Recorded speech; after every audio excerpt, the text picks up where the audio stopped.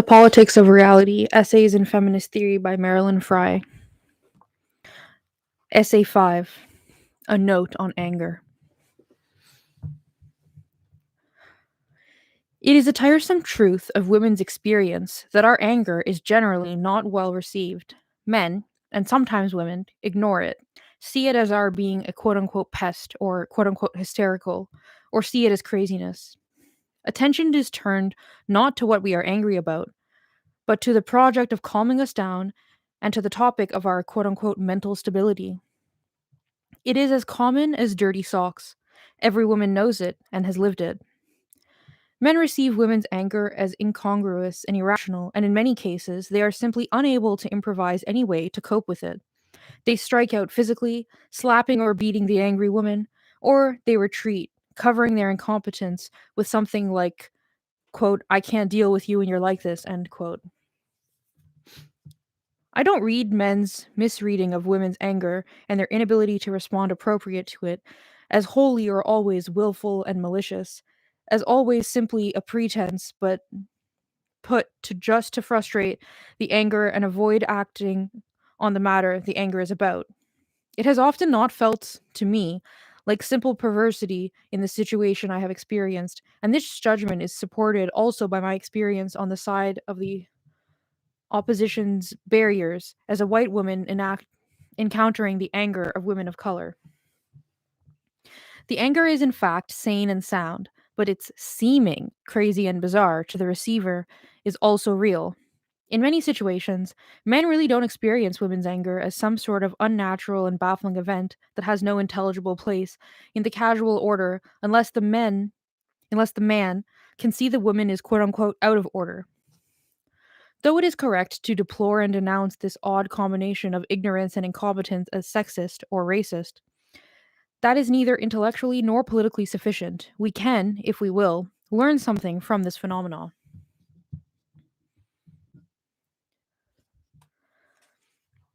Anger seems to be a reaction to being thwarted, frustrated, or harmed. It comes when your momentum is dispersed or deflected. You are going along living your life, tending your business, pursuing your project, and then you are stopped. A bureaucratic tangle, someone's unwillingness to lend reasonable assistance, the breakdown of a car. The energy that was moving you along your course cannot flow. It is blocked. It becomes turbulent. In some cases, you feel frustrated, irritated, disoriented, or depressed. In some cases, you become angry. The frustrating situations which generate anger, as opposed to those which merely make you displeased or depressed, are those in which you see yourself not simply as obstructed or hindered, but as wronged. You become angry when you see the obstruction or hindrance as unjust or unfair, or when you see it as due to someone's malice or inexcusable incompetence. Most of us, if we are kept from going to the concert or the ball game by the weather, are disappointed, maybe grouchy, perhaps depressed. But if we are kept from going because our partner lost the tickets, we are more likely to be angry. If a person does not shake a fist at the sky in anger about the weather, she is either ridiculous. Sorry, if a person does shake a fist at the sky about the weather, she is either ridiculous or she is pretending or even believing that there is some sort of agent up there whose responsibility in this matter makes the snowstorm wrong rather than a misfortune. Anger implies not only that the inhibition or obstruction was distressing, but that it was an offense.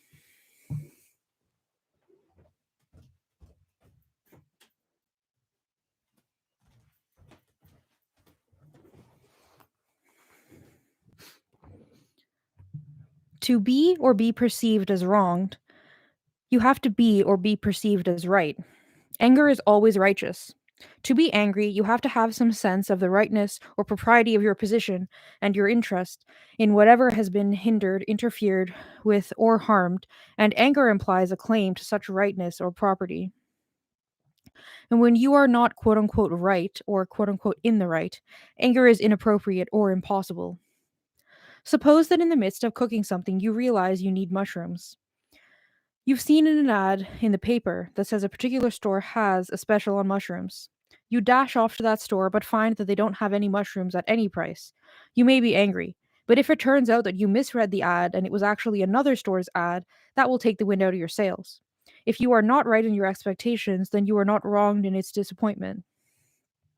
There are many kinds and senses of presence, propriety, position, and place, many kinds of quote unquote being in the right.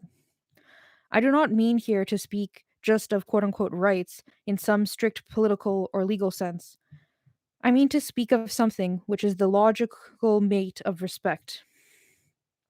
When a person is harmlessly about her business, pursuing her interests as she sees fit, employing means and using resources which are properly hers to employ, respect dictates that you permit her actions and the actions and conditions these require to be under her control or to happen as felicitously as the fates will allow.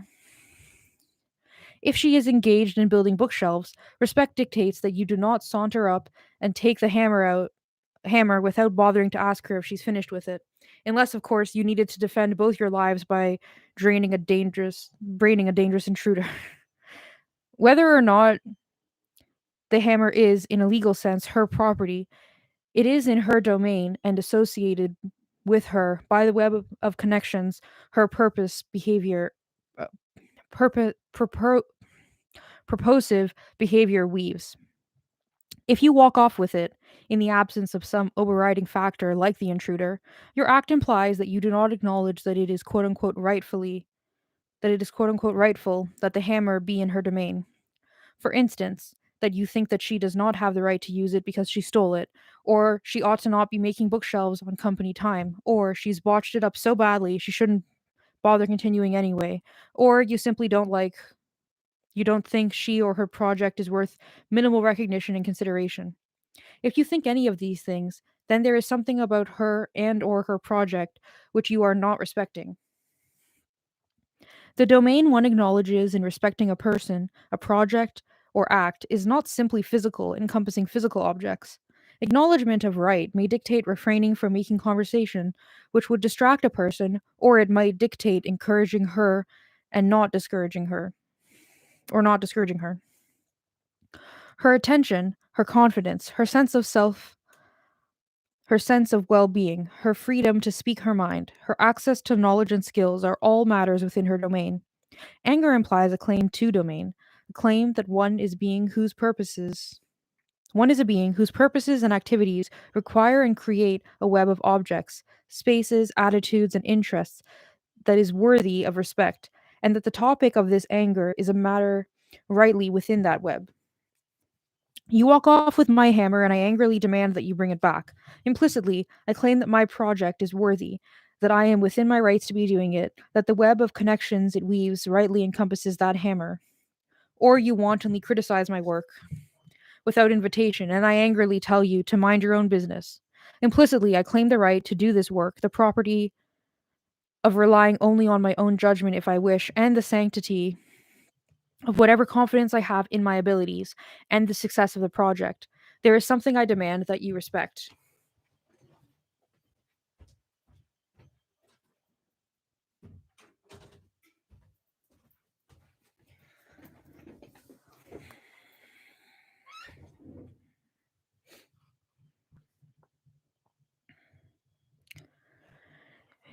Being angry is usefully understood on analogy with acts the philosopher J.L. Austin called quote unquote speech acts. When you say something like quote unquote I promise or quote unquote I apologize, you do not just assert or report something about yourself, you also reorient yourself and another person to each other. You become committed, another comes to count on you. You undo a debt, an imbalance of good and ill will is repaired. This alteration of relations requires and involves a certain cooperation from the second party. If you say, quote, I promise I'll write to you, end quote, but also the other must take herself to be someone to whom you are obliged and must count on your doing what you said you'd do. If the second party's quote unquote uptake is not forthcoming, the relation between the two does not take the intended shape and the quote unquote promise collapses. Your speech just hangs there, embarrassed, unconsummated. Being angry at someone is something like a speech act in that it has a certain conventional force whereby it sets people up in a certain sort of orientation to each other. And like a speech act, it cannot quote unquote come off if it does not get uptake. One woman told of this experience. She had gone to some trouble to adjust the carburetor on her car, and shortly thereafter, an attendant at a gas station started monkeying with it. She was dismayed and sharply told him to stop. He became very agitated and yelled at her, calling her a crazy bitch. Other responses might have been forthcoming from the attendant. He might have demanded to know why he shouldn't touch it. He might have defensively claimed he was only looking at it and wasn't going to touch it. He might have tried to persuade her that it was indeed the right thing to do to try to changing its adjustments. All of these responses take the anger on by directly responding to the claims implicit in it, accepting them or challenging them, accepting or defending himself against the implicit charge or accusation. He did not meet the anger and its claims. He moved to a different level.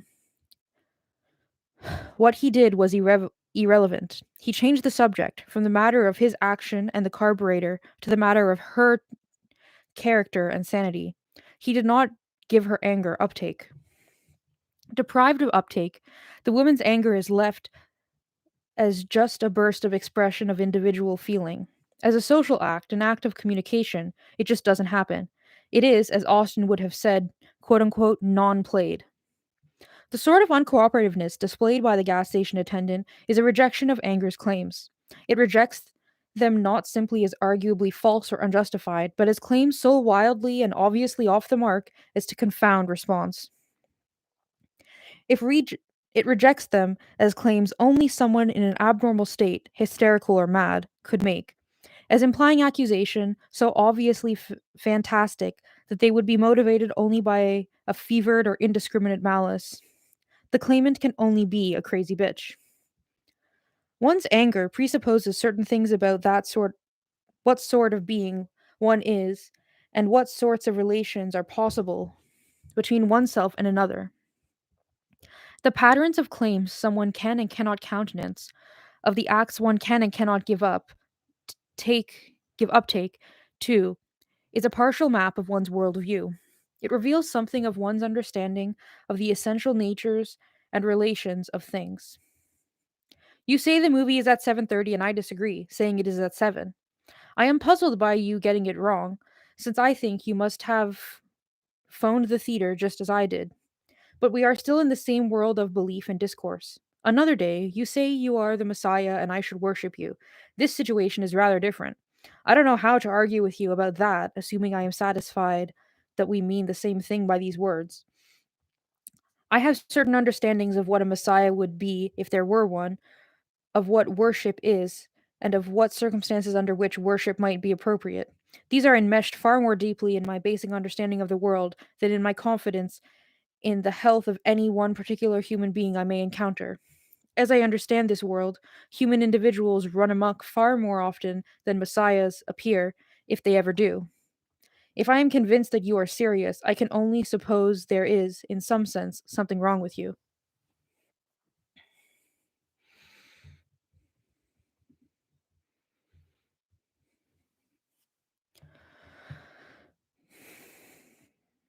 To get angry is to claim implicitly that one is a certain sort of being, a being which can, and in this case does, stand in certain relation and proportion apropos the being one is angry at.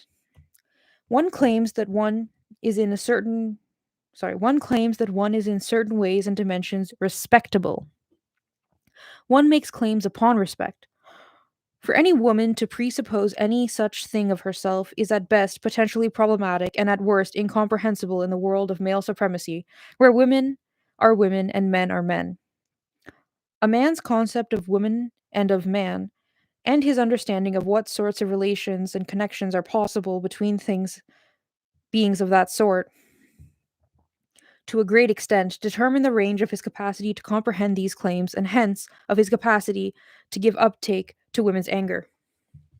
In some cases, women can get angry without much risk of being thought crazy, hushed up, or beaten up. Usually, women can get angry at children or on behalf of children. A woman may get away with being angry at some oaf who slammed a door and thus ruined her souffle, or at another who disparaged the pages of a report she has typed and is collating. On the other hand, she is not likely to get away with being angry at an oaf who maladjusts her carburetor. The pattern is obvious. Kids, homemaking, and secretarial services belong to women. Cars belong to men.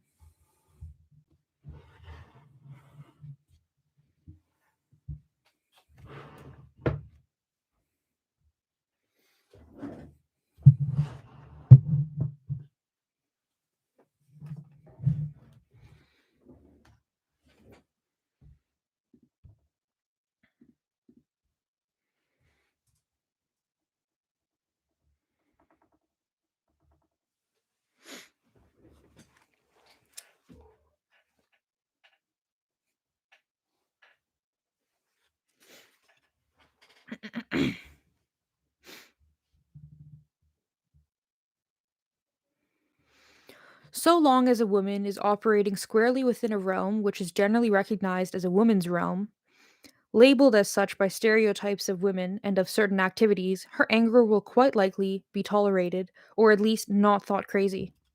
It seems to me that in general, if a woman's purposive, purposive behavior and the web of interests and functions and authority it weaves can be seen as failing within the place and functions of mother, caretaker, conserver, helpmate. Her claim to authority, interests, presence, and place will make sense to relevant others. It is likely to accord well enough with the concept of woman. We are indebted to women of the 19th century for extending the range of tolerance of women's anger. The struggles and victories of abolitionists, suffragists, prohibitionists, and other reformers made it relatively safe for women to get angry publicly on behalf of great moral causes. Generally speaking, women can get angry about such things as nuclear energy and arms, pollution, war, starving children, or drunken driving. This does not mean still that we are so likely to be taken very seriously. Our anger is likely to be perceived as quote unquote understandable but ill informed. This extension, hard won as it was, represents only a relatively small shift in the concept of woman. Historically and logically, it was an extension of our quote unquote right to mother. We can be relatively easily perceived as mothers to our nations or to our people, which in some cases are imagined in dominant mythology as childlike, or to the species.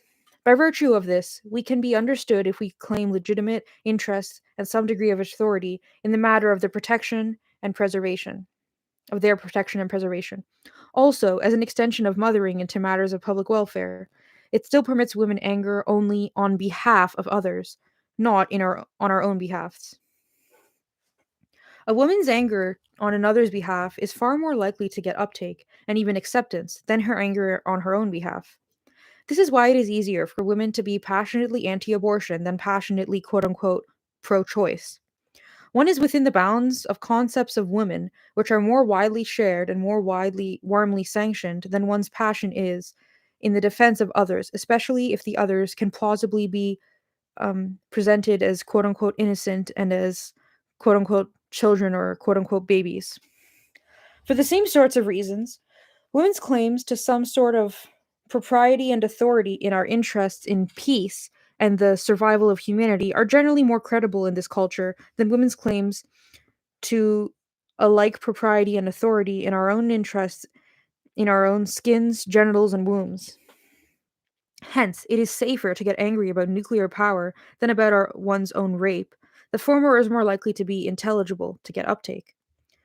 To expand the scope of one's intelligible anger is to change one's place in the universe, to change another's concept of what one is, to become something different in that social and collective scheme which determines the limits of the intelligible.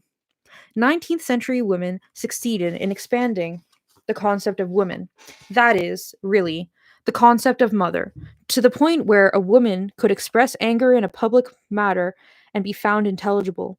Contemporary feminists have taken on the more radical project of expanding the concept of woman to the point where a woman can assert herself and make demands upon respect in public or private simply on her own behalf. Not, that is, as any kind or degree of mother, but simply as a being herself worthy of respect.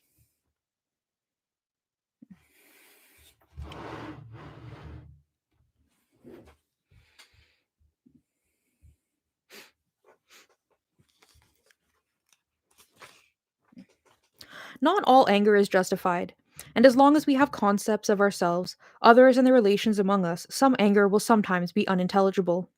And of course, others' concepts of us are not always objectionable.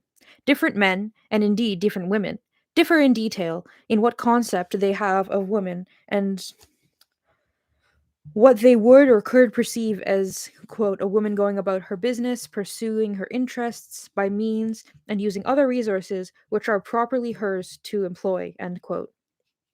Some men, for instance, think all affairs pertaining to birth control are entirely, quote unquote, female concerns, and virtue requires of men who engage sexually with women only that they let women take care of it. But also, some husbands think a wife's fe- fecundity is entirely the husband's to control and manage. The first sort of man would be baffled by a woman's anger at his not taking any responsibility. The second sort would be baffled by his wife's anger at his getting her pregnant.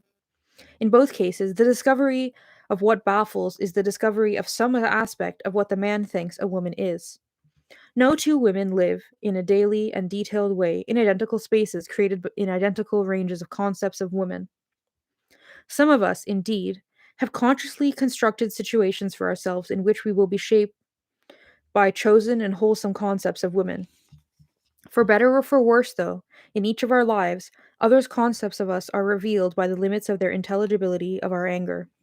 Anger can be an instrument of cartography. By determining where, with whom, about what, and in what circumstances one can get angry and get uptake, one can map others' concepts of who and what one is. One woman took this thought home with her and tried it out. She walked about her apartment she shared, not unhappily, with her young husband, testing in imagination for the viability of her anger. In what situation would it quote unquote work, would get uptake? She discovered the pattern was very simple and clear. It went with the floor plan. She could get angry quite freely in the kitchen, and somewhat less freely and about more limited ranges of things in the living room. She could not get angry in the bedroom. Anger, domain, respect.